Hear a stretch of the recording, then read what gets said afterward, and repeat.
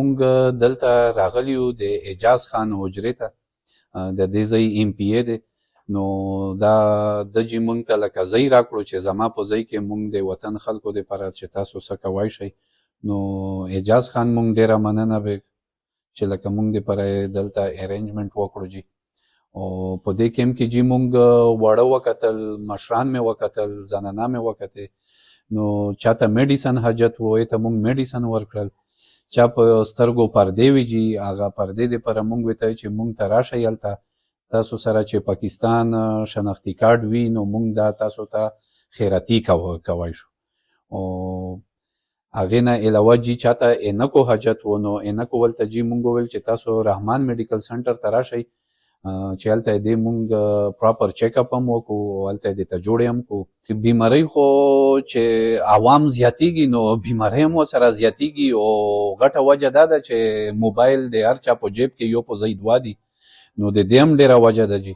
دې سره هم جي ډېر افیکټ ده په سترګو، هغه د آی سایډ هم دی، هغې نه ډرای آیز ورته وایي جي چې لکه سترګه بلینکینګ ډېر زیات نه کېږي نو هغه سکرین پسې بس نیغې نیولې وي، نو دا وجې هم دی جي. او دې نه علاوه مختلف قسم ډیزیز راغلل، لکه مونږ پښتو کې ورته وایو چې تورې وبه، داسې مریضان پکې راغلل. هغه هم جي د دې وجې دا دي چې دې علاقو کې اکثر ورکوټې ونې دوایي دوکان یې اچولی وي، نو چې چا سترګه سره شي نو ورشي چې ډاکټر صاحب دوایي سترګه مې سره ده، نو دونه سټرانګ سټیراید ورکړي، نو هغه خو داسې وي جي چې لکه یو شی په ټوپک مري مونږ یې په توپه مړ کړو، نو هغه خو هغه سیز خو یې زر ټیک شي، خو هغې نه دی نه پوهېږي چې دا دی بیا په فیوچر کې څه پرابلم دی، فیوچر کې هغې نه بیا تورې اوبه او داسې پرابلمز راشي. نو هغې اویرنس مونږ وکړو، خلک مې پوه کړل چې دا ما اچوه، دا داسې ما کوه، الرجي ده، الرجي نه ګبراو کېږه ما. د دې لپاره مونږ داسې دوایي درکوو چې ستا الرجي هم کنټرول وي او په فیوچر کې تاسو آیسته هغې نه لکه تورې اوبه نه کېږي او داسې. دې نه علاوه جي آی سایډ چې دی نن سبا په غټو نه واړه چې وګورې عینکې ډېرې اچولي دي. څنګه تاسو ته پته ده موسم داسې خشک وچلېدو، یخنی موسم و، دې ورځو کې به ډېر خشته بارانونه کېده. د الله د اړخې باران نه دی شوی، الله دې د خیر او د رحمت باران وکړي چې دا خشکي ختمه شي.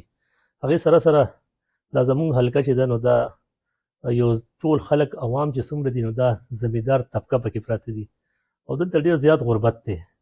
دلته ما سره یو ډېر غټ د ناحقي په نوم باندې شکرپور روډ باندې یو هسپتال دی چې هلته کې څوک 100 روپۍ چیټۍ ورکولو ته تیار نه دي.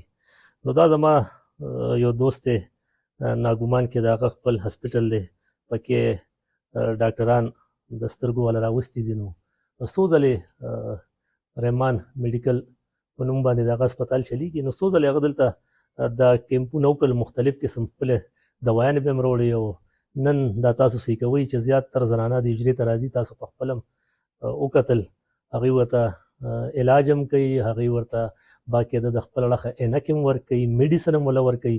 دغه شان مونږ ټایم په ټایم په دې خپل حجره کې مختلف بیمارو دپاره ډاکټران راوستي دي او لګیا وي د خپل وس مناسب. زمونږ څو حلقې که هغه 72 دی که 73 دی که 74 دی، نو دا یو ټول زمیندار ټایپ خلک دي. دلته تعلیم کم دی، دلته غریبي ډېره زیاته ده. نو د هغې دپاره انشاءالله زما دا میشن د مخکې نه دی، د څو کالو نه دی، تاسو وینئ اوس خو په ما باندې د حلقې ذمهواري هم ده. نو ما نه چې څه کېږي انشاءالله زه به د خپلې حلقې له د عوامو له کوم دي.